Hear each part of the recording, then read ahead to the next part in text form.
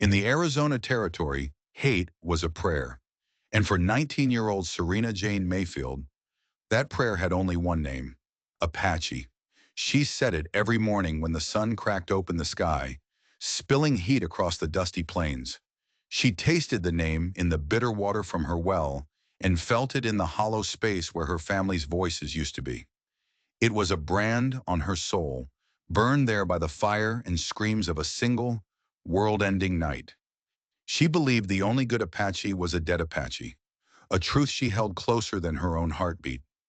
She would hold that belief right up until the moment her world went black for a second time, and the only thing that could pull her back was the sound of an Apache warrior whispering her name in the dark. The year was 1883, and Serena Jane lived in a house of ghosts. Not the rattling kind, but the kind that linger in the slant of the light and the scent of the air. The solid adobe house, built by her father's own hands, felt more like a tombstone than a home. Every creak of the floor was her mother humming. Every flash of sun off a window was her little brother, Thomas, chasing dust devils in the yard. They were gone, 3 years gone, swallowed by a Chiricahua raid that had left nothing behind but ash, blood, and a 16-year-old girl hiding in a root cellar, listening to the sounds that would become the soundtrack of her life. Now at 19, Serena was as hard as the land she refused to abandon. Her blonde hair was pulled back in a tight, dusty knot. Her blue eyes were narrowed slits, always scanning the horizon, always watching. She ran what was left of the Mayfield Ranch with one single burning purpose: to exist, to spit in the eye of the savagery that had tried to wipe her from the earth. She had a dozen longhorns, a patch of stubborn vegetables, and a Winchester rifle she knew how to use better than a dinner fork. Her only neighbor was Jedediah Stone, an old ranch hand who'd worked for her father. His own little claim was a mile down the creek, and he'd ride over 3 times a week, his loyalty as fixed as the mountains to the east. "You ought to sell, Serena Jane," he'd grumble, his voice like rocks grinding together. "This ain't no life for a girl alone. Silas Kane would pay you a fair price." Serena's lips would just press into a thin, white line. "This is Mayfield land, Jed. They'll carry me out in a pine box before I sell." Silas Kane was the shadow stretching over the whole valley, a rich cattle baron from back east who arrived with bottomless pockets and an endless hunger for land. He bought out the struggling, squeezed out the stubborn, and owned the only real store for 50 miles. His Bar C ranch was an empire, and he was strangling the life out of everyone else, 1 acre at a time. Kane had come to her twice. The first time he was all sympathy and smiles, a spider offering to help a fly. "A terrible tragedy, Miss Mayfield. This land holds such painful memories. Let me take it off your hands." She refused, her voice cold as a grave. The second time, his smile was gone. "My offer stands, but not forever. This is a hard country. It has a way of swallowing up people who don't know their place." The threat hung in the air long after he rode away, and that's when the sightings began. She'd be mending a fence or hauling water, and a flicker of movement on the high mesas would catch her eye. A lone rider, still as a stone. Too far to see his face, but the silhouette was all wrong for a cowboy. He sat his pony bareback, a rifle across his lap. An Apache. The first time she saw him, ice and fire shot through her veins. She ran for the Winchester, her heart trying to beat its way out of her chest. But by the time she got back, rifle ready, he was gone. Vanished, like he was never there at all. It happened again, a week later. And then again. He never came closer. He never made a move. He just watched. The town of Benson was buzzing with rumors of renegades, warriors leaving the reservation. Geronimo's name a curse on every settler's lips. To Serena Jane, this silent watcher was one of them. He was the ghost from her nightmares given flesh. One blistering afternoon, she saw him again. He was closer this time, on a rocky outcrop maybe a quarter-mile away. The setting sun glinted off something he wore. This time she didn't run for her rifle. All the grief, all the fear, all the burning, helpless rage of the last 3 years boiled up inside her and erupted. She straightened up, her small frame rigid, and stared right at him. "You hear me!" she screamed, her voice raw and cracking. "I see you, you murdering heathen! You think watching me will scare me off? You took my family. You took everything. But you won't take this. I curse your name. I curse your people. May you all burn in the hell you made for me." Her voice echoed in the canyon, a lonely, desperate scream against the silence. The figure on the rock didn't move for a long moment. Then, with a smooth, fluid motion, he turned his pony and melted back into the shadows. Serena stood there, gasping for breath. Hot tears of pure rage finally cutting clean tracks through the grime on her cheeks. She had stared her demon in the face and cursed him, and for a moment that felt like a victory. That night she couldn't sleep. The wind sounded like whispers. The shadows looked like men. She sat in her father's chair, the Winchester in her lap, her heart hammering a frantic rhythm against her ribs. She had thrown down a challenge in the middle of the Arizona territory, and she knew, with a certainty that chilled her to the bone, that a challenge like that would be answered. The silent Apache rider was gone. For weeks, the mesas stood empty against the sky, and their emptiness was somehow more frightening than his presence had been. Had she scared him off, or was he just waiting? Jedediah thought it was the former. "He saw you ain't no wilting flower girl," he said, twisting wire around a fence post. "Probably went to find easier pickings. Still, you oughtn't be hollering at ghosts. It ain't safe." "He wasn't a ghost, Jed. He was real," she insisted, her eyes still scanning the high ground. "Might as well be," Jed muttered. "They come and go like the wind. Best to pay them no mind." But paying them no mind was impossible, because the fear of the Apache was a weapon, and Silas Kane knew exactly how to use it. The next time Kane rode out, he brought Deputy Miller, a young man who wore his badge like a shield. "Miss Mayfield," Kane began, his voice dripping with false concern, "the sheriff asked us to check on the outlying homesteads. There's been talk, renegades off the reservation." The deputy nodded eagerly. "That's right, ma'am. Sheriff says everyone should be on high alert." Serena's eyes narrowed. "I can take care of myself." Kane's gaze swept over her small, dusty ranch with a flicker of contempt. "A lone woman is a prime target. My offer to buy you out is a matter of safety now. You'd be safe in town, with a handsome sum in your pocket." "The answer is still no," she said, her voice flat. Kane sighed, a dramatic, theatrical sound. "Have it your way, but when trouble comes, don't say you weren't warned." The trouble started 3 days later. It was small things at first. She woke to find the rail on her corral fence cleanly cut, her 2 horses gone. It took her half a day under the blistering sun to track them down. She blamed the Apache. A week later, she went to the well and found the water fouled, a dead jackrabbit tossed inside. The stench was sickening. It took 2 more days of backbreaking work, hauling water from the creek to clean it out. She pictured a shadowy figure, face painted for war, poisoning her water in the dead of night. Her hatred flared hot again. Jed was suspicious. "That cut on the fence rail, it was made with a saw, Serena Jane, not a knife, and an Apache would have eaten that rabbit, not wasted it." "You're making excuses for them," she snapped, worn thin by fear and exhaustion. "Who else could it be?" "Someone who wants you gone," he muttered, looking toward Kane's sprawling ranch. But Serena couldn't see it. Her grief had burned a blind spot into her vision. The only explanation for any evil was the one that had already destroyed her life. The whispers in Benson grew louder. Pity turned to resentment. "Still holding out, Mayfield?" sneered one of Kane's men, a surly cowboy named Pike, outside the mercantile. "You're endangering the whole valley, staying out there alone."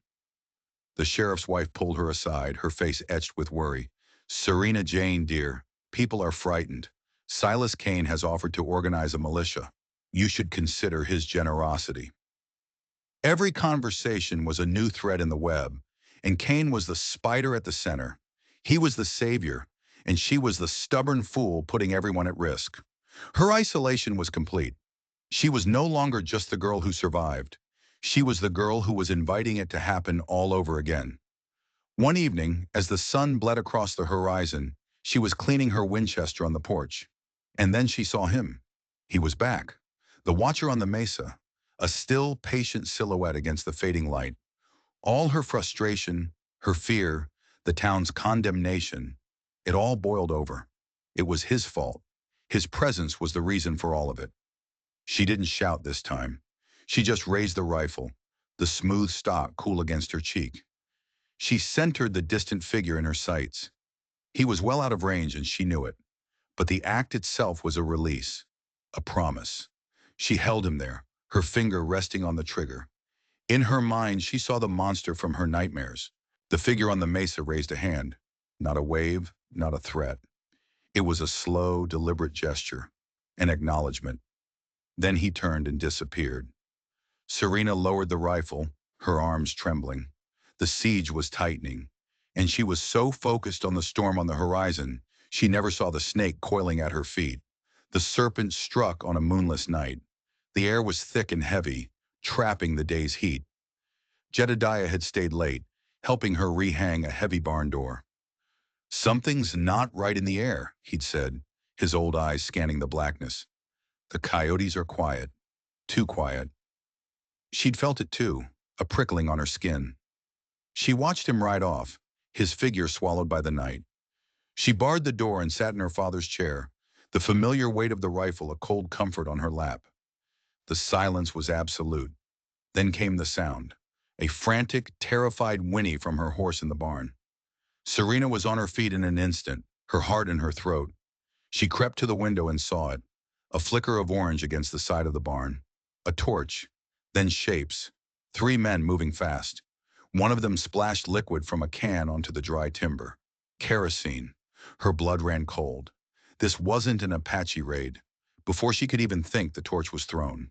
The wall erupted in a sudden whoosh of flame, illuminating the entire yard. The fire climbed the dry wood with a hungry, crackling roar. Her horses screamed from inside. She unbarred the door and burst onto the porch, leveling the Winchester. "Get away from my barn!" she screamed. One of the men turned, surprised. He raised a pistol and fired. The bullet splintered the post next to her head. Instinct took over. She fired back, the rifle kicking hard. The man grunted and stumbled back, clutching his arm, before vanishing into the darkness with the others. But their work was done. The fire was a raging inferno. Suddenly, a rider charged into the firelight from the direction of the creek. It was Jed. He must have heard the shot and turned back. "Jed, no!" she screamed.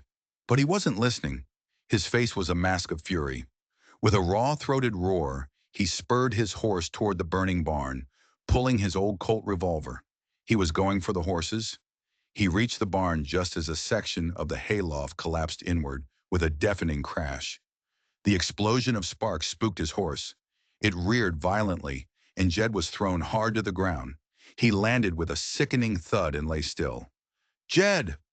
Forgetting everything else, Serena ran to his side. The heat was scorching. He was unconscious, a nasty gash on his temple, already welling with blood. The barn was lost. The agonized cries of the animals inside would be seared into her memory forever. With a surge of adrenaline, she hooked her arms under his shoulders and began to drag him back toward the house. Every inch a struggle. She got him inside and barred the door, her hands shaking so badly she could barely slide the beam into place. She tended to his wound, her hands sticky with his blood. The fire raged for another hour before it finally began to die down, leaving the smoldering skeleton of her barn against the night sky. As a sickly gray dawn broke, Serena forced herself outside. The air was thick with the acrid smell of smoke. The ruin was a gaping black wound on her land. And then she saw it. Preserved in a patch of soft dirt were several boot prints. Worn cowboy boots with a telltale circular wear pattern on the heel. A few feet away, something else caught her eye, half buried in the dust. She bent and picked it up. It was an arrowhead, but it was crude. The flint was chipped unevenly. The sinew wrapping was sloppy. It looked fake, like something a white man thought an Apache arrowhead should look like. An Apache warrior's life depended on his tools. He would never use something so poorly crafted. She looked from the fake arrowhead in her hand to the cowboy boot prints on the ground. Jed's words echoed in her mind. "Someone who wants you gone." The pieces clicked into place, forming a picture so much more terrifying than the one she'd been living with. The accidents, the whispers, Kane's perfectly timed offers. The men with their faces hidden, the planted evidence. The monster she'd been fighting wasn't a ghost from her past.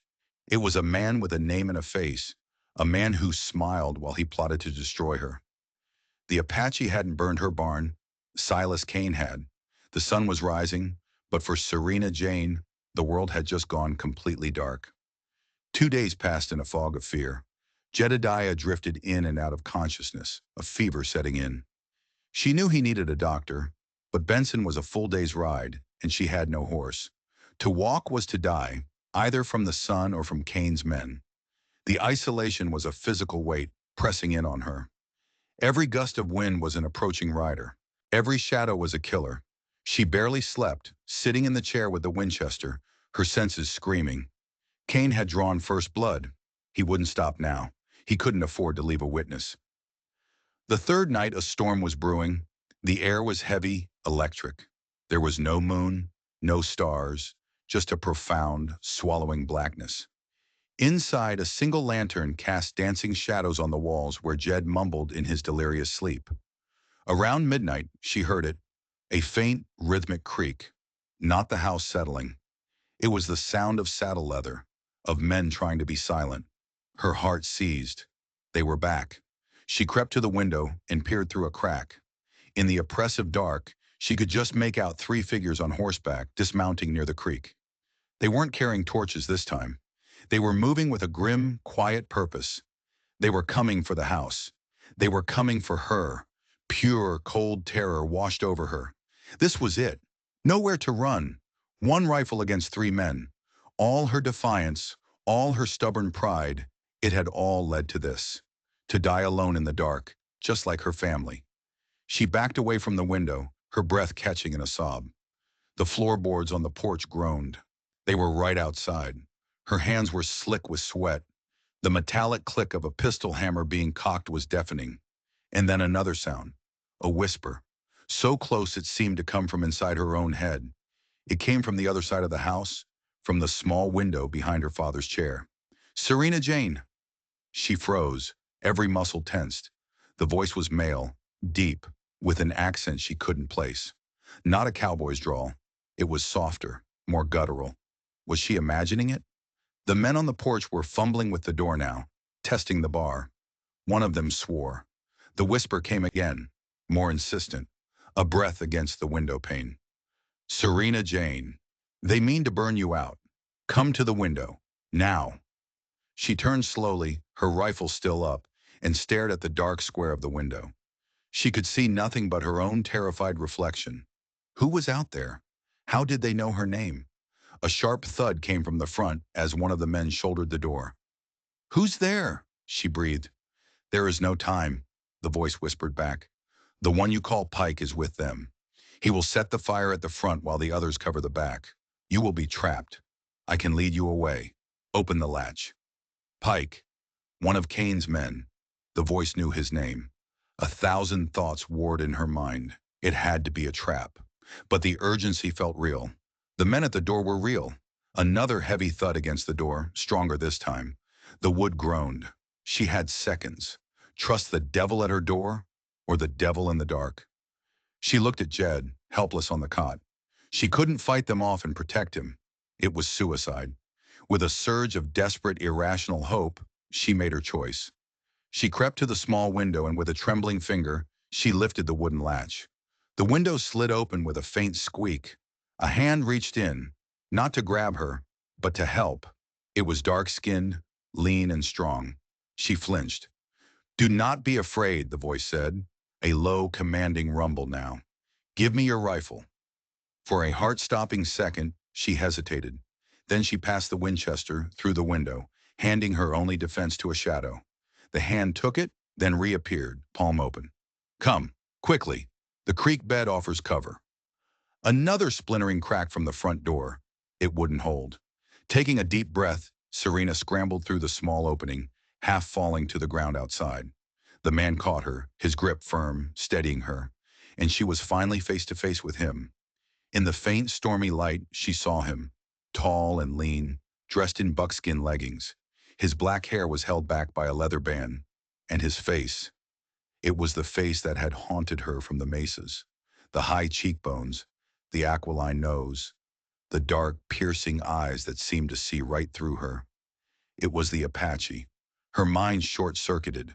Her legs went weak. The man she had cursed, the man she had aimed her rifle at, the embodiment of all her hate, was standing before her, and he was holding her gun. He saw the terror and confusion on her face. He gave her no time to react. "They will see the open window," he said, his English clipped but clear. He pressed the Winchester back into her hands. "We must go." Just then, the front door of the house finally gave way with a crash. Shouts erupted from inside. The Apache grabbed her hand. His touch wasn't rough, but it was insistent. He pulled her into the deeper shadows as the first flicker of orange light appeared in the windows of her home. They had set the fire. She stumbled after him, her mind a screaming vortex of chaos.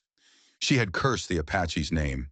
But in the dead of night, with fire at her back and death at her door, it was an Apache who had called hers to save her. They moved like wraiths through the night, the Apache leading her through the treacherous, rock-strewn creek bed with a silence she would have thought impossible. Behind them, the orange glow of her burning home painted the storm clouds a second terrible sunrise. The shouts of Cain's men faded, replaced by the rising wind. Her mind was still reeling. This man, this Chiricahua warrior, was the savage she had fantasized about killing. Yet he had warned her, saved her. He knew her name. He knew Pike's name. He led her to a small, hidden alcove, a deep undercut in the canyon wall, shielded by a thick growth of mesquite. "We wait here," he said, his voice a low rumble. He released her arm and she sank to the ground, her legs finally giving out. She looked at his back as he peered out from the brush. "Jed," she breathed, the name catching in her throat. "Jedediah. He's still in there." The horror of it washed over her, a fresh wave of grief and guilt. The Apache turned his head slightly. "The old man. They will find him. They will not harm him." "How do you know?" she demanded. He turned to face her fully, his features stark in the reflected firelight. "They need a story," he said simply. "A story for the sheriff. Renegade Apache attack again. The brave Miss Mayfield fought back but was lost in the fire. The old man is a witness to the attack. A live witness is better than a dead one. He will tell them he saw Indians. It is what he will believe." His logic was cold, brutal, and undeniably true. Cain wasn't just killing her. He was creating a narrative, one that would make him a hero. Jed, delirious and terrified, would be his perfect pawn. "Who are you?" she finally asked. He watched her for a long moment, his dark eyes unreadable. "My name is Nash." Nash. The name meant nothing to her, yet it belonged to the man who had just upended her entire world. "Why?" she asked, her voice cracking. "Why did you help me? Your people, you hate us." A flicker of something, pain, anger, crossed his face. "My people are hungry. My people are hunted. We did not kill your family, Serena Jane. The men who did that were Mescalero raiders who answered to no chief. Their hearts were filled with whiskey and hate. They shamed the name of the people." She stared at him, speechless. She had never considered there were distinctions. To her, an Apache was an Apache. "I have watched you," Nasha continued. "I watched you work this land alone. You have a strong heart. I watched the man Cain try to drive you out. When they poisoned your well, I saw the tracks of their boots. When they burned your barn, I found this." He reached into a small pouch at his belt and held something out. It was a brass cartridge casing. "A 4440, he said, "for a Winchester rifle, the weapon of the white man. The fake arrowhead, the boot prints. Now this. The evidence was a chain, shackling Silas Cain to every crime. I watched you curse my name," he said, a faint sad smile touching his lips. "You have a powerful voice, but your anger was aimed at a shadow. The true snake was in your own house." "Why tell me now?" she whispered. "Why not let them kill me, one less white person on your land?" "This is not my land anymore," he said, and for the first time, his voice held a raw, bitter edge. "It is your land, and Cain, the Naklehe, the white devil. He wants the water. Your creek. It is the only water for miles that runs all year. He is building a dam, high in the canyons. When it is finished, this creek will run dry. Your land will die. The land of all the small ranchers will die, and he will buy it all for pennies. His attacks on you, blaming my people, it makes the other settlers afraid. It makes them eager to sell to the one man who promises to protect them. The breathtaking evil of Cain's plans settled over her, heavy as a burial shroud. Her home was gone. Jed was in the hands of her enemies. She was a fugitive on her own land. But she wasn't alone. She looked at Nashe, an outcast from a hunted people, watching his world die just as she was. Their enemy was the same. Their desperation was the same. In the flickering glow of the fire that had destroyed her past, a fragile, dangerous alliance was being forged. "What do we do?" she asked, the question acknowledging a we that hadn't existed an hour ago. Nashe looked at her, his expression serious. "First, we survive the night. Then we show the snake for what he is. But to do that, you must learn the ways of the shadow. You must learn to be the ghost they hunt." The first fat drops of rain began to fall, hissing on the hot ground. The storm was breaking.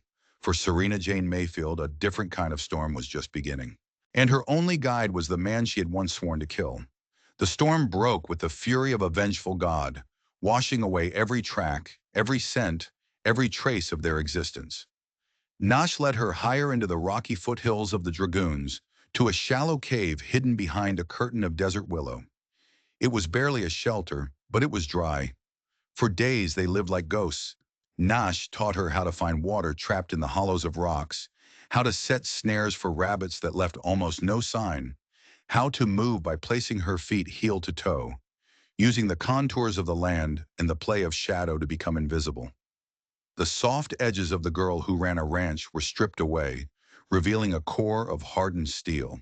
Her hatred, once the central pillar of her identity, had crumbled to dust, replaced by a growing respect for the man beside her. He was not a savage, but a survivor of immense skill and profound sorrow. "He does not understand," Nasha said one evening, sharing the meager warmth of a tiny smokeless fire. "He thinks land is a thing to be owned, to be broken. For the people, we belong to the land. It is our mother. He is not just killing your ranch. He is poisoning our mother." A week after the fire, Notch scouted the valley floor. He returned with grim news. "Your friend, the old one, he is in town. Cain's men took him to the sheriff. They told him it was my people who burned the house, that you were taken or killed. The sheriff sent a patrol to the reservation. He is looking in the wrong place." "So Jed is safe," Serena said, a wave of relief washing over her. "For now," Nasha cautioned, "he is useful to Cain alive, but his memory may return. Cain will not let him live forever." They needed proof, hard, undeniable proof that would force Sheriff Brody's hand. Jed's testimony was not enough. "The dam," Serena said, the idea taking shape. "You said he's building a dam. If we could prove that—" "It is high in the canyons, a hidden place. Many guards," Notch said. "What about his office?" she pressed. "At the ranch. Men like Cain are meticulous. They keep records, ledgers, plans. He must have plans for the dam, something that proves what he's doing." Nashe considered it. It was a different kind of warfare, one of paper and ink, but he understood. "The ranch house is a fortress." "But they won't be expecting an attack there," she argued. "They think the threat is from the Apache out here. They think I'm dead. They'll be watching the perimeter, not the house itself." It was a suicidal plan. The Bar C was the heart of Cain's operation, but it was also where the truth was hidden. They spent 2 days watching the ranch from a high ridge, using a small spyglass her father had owned. They mapped the guards' routes, the layout of the buildings. They noted that on Saturday nights, many of the men rode to Benson, leaving a skeleton crew behind. And Silas Cain always worked late in his office on that night, a single lamp burning in the west-facing window. The plan was audacious. Nosh would create a diversion near the horse corral, something to draw the remaining guards away from the house. In that window of chaos, Serena would slip inside and get the proof. "You cannot do this alone," Nashi stated, his jaw set. "And you can't go in there," she countered, her voice firm. "If they catch you, they'll kill you on sight. If they catch me, they might hesitate. They'll be shocked. It might buy me a few seconds." And I know what I'm looking for. He saw the unshakable resolve in her eyes. She was no longer the frightened girl from the burning house. Reluctantly, he agreed. Saturday night arrived, cloaked in darkness. Serena's heart hammered against her ribs, a frantic drumbeat of terror and determination. They reached the edge of the ranch. Nash placed a hand on her shoulder. Be the wind, Serena Jane. Quick and silent. She nodded, her throat too tight to speak. He looked at her, his dark eyes intense. Do not die, he said softly. It was not an order, but a plea. Then he was gone, melting into the darkness. Serena waited, counting the seconds. She watched the light in Kane's office. Then a shout from the east. A flicker of orange erupted, followed by the terrified screaming of horses and the crack of gunfire. The diversion had begun. Two guards near the house cursed and ran toward the commotion. The lamp in Kane's window went out. His silhouette moved to look out at the chaos. This was her chance. She sprinted from the shadows, keeping low. She reached the back of the house, her hands finding the latch of a pantry window. It was unlocked. She slid it open and slipped inside, plunging into the belly of the beast. The house smelled of cigar smoke and whiskey. She moved with a ghost's silence, finding the office with ease. And there on the massive oak desk lay the prize, a thick, leather-bound ledger. She didn't hesitate. She grabbed it. As her fingers closed around the spine, the doorway filled with the hulking figure of Silas Kane. His face, first frozen in disbelief, contorted into a mask of venomous rage. You're dead, he hissed. Mistakes were made, she shot back, her voice shaking. Kane's eyes locked on the ledger. Give that to me, he snarled, raising a small derringer. With a desperate cry, she hurled a heavy glass inkwell from the desk at him. It struck him in the chest, showering him with black ink. In that moment of surprise, she bolted. She burst out the back door and ran for the darkness of the creek bed, Kane's furious bellows echoing behind her. She's alive! Get her! The yard erupted. Gunshots cracked the night air as his men scrambled to cut her off. She was exposed, a lone figure running under the vast, uncaring sky. She wasn't going to make it. Suddenly, a rifle boomed from the cottonwoods. One of Kane's riders cried out and fell from his horse. Nash. At the same instant, a thunder of hoofbeats roared from the main road, accompanied by a sharp command. Hold your fire! This is Sheriff Brody! Lights and riders flooded the ranch yard. A posse. And beside the sheriff, his face grim, was Jedediah Stone. Caught between Nash's deadly aim and the arrival of the law, Kane's men threw down their guns. But Kane, consumed by a final desperate fury, saw only Serena Jane. With a guttural roar, he raised his derringer, ignoring the sheriff's command. If I'm going to hang, you're coming with me. A single rifle shot, louder and sharper than the others, rang out from the shadows. Kane jerked violently, a dark stain blossoming on his chest. He staggered, his eyes wide with surprise before collapsing into the dust. In the ensuing chaos, as Sheriff Brody and his men secured the scene, Serena looked toward the cottonwood trees. She saw Nash for a brief second. He gave her a single, solemn nod. Then, before anyone in the posse could mark his position, he melted back into the night, vanishing as completely as a wisp of smoke. The sheriff helped her to her feet. It's over, Miss Mayfield. Serena clutched the ledger, her knuckles white. She was safe. Justice would be served. But as she watched the impenetrable darkness that had swallowed her savior, she knew a part of her would forever be watching the high mesas, searching for the ghost who had called her name in the night. The story of Serena Jane Mayfield and the warrior Nash is more than just a tale of survival in the Old West. It's a testament to the fact that our greatest enemies are often the prejudices we hold within ourselves.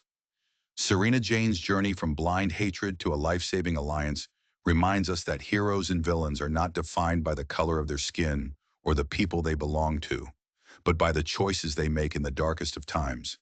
It's a story of courage, of challenging the convenient lies we are told, and of finding humanity in the most unexpected of places.